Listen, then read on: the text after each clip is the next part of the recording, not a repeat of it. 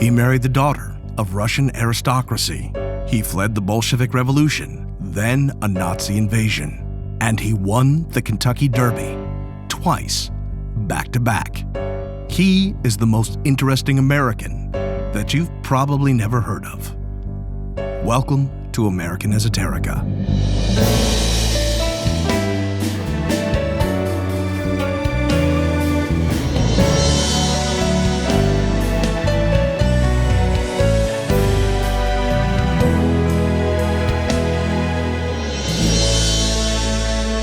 If history class gives you the chocolate, this is the peanut butter, the essential stuff in between, the personalities, events, and other ephemera that shape our history and culture. I'm Brian Powers.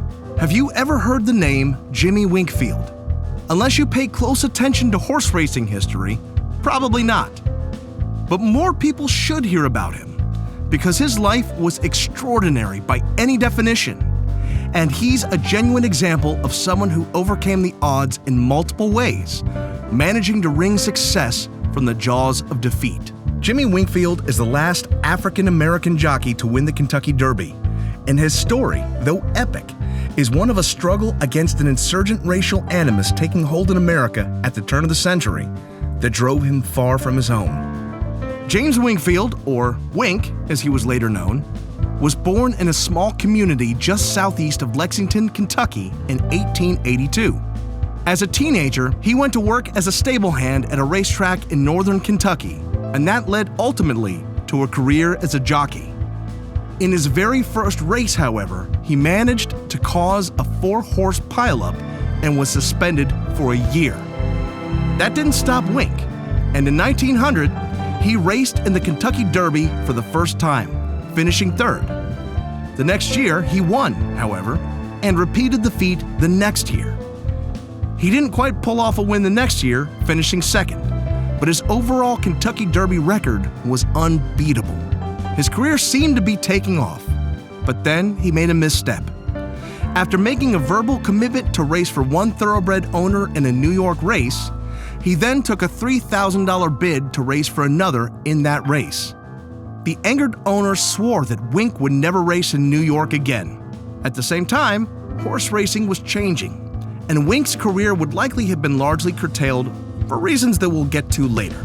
So when an opportunity to race for the Russian czars in Russia and Europe arose, Wink bought a ticket and set sail for a new life. Wink achieved great success in his new career, notching up impressive victories in several great European races and in multiple installments of the Moscow Derby.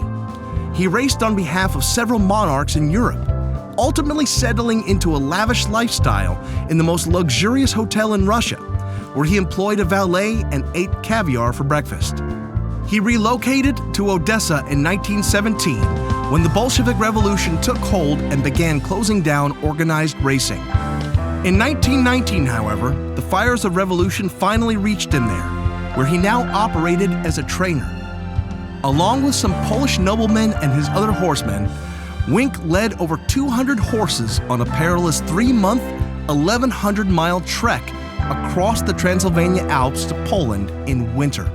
With no food on hand, and after being repeatedly robbed along the way, the group was forced to eat some of the horses to survive.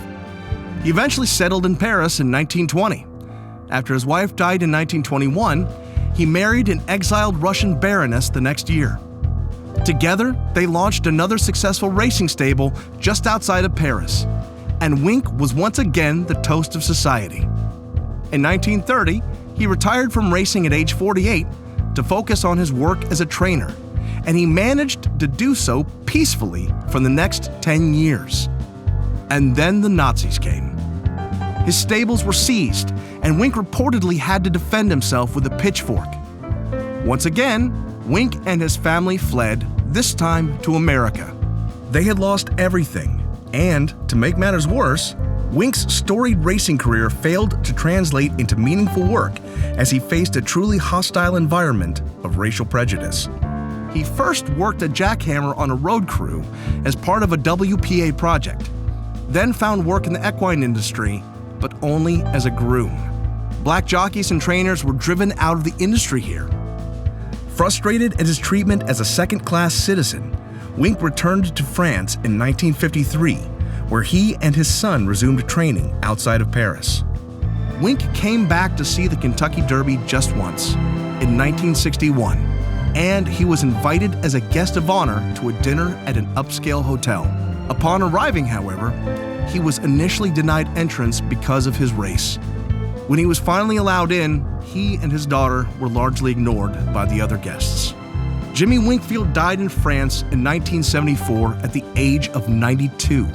In addition to winning the Kentucky Derby twice, Wink is thought to have won some 2,600 races throughout the United States, Russia, Germany, Austria, France, Italy, and Spain.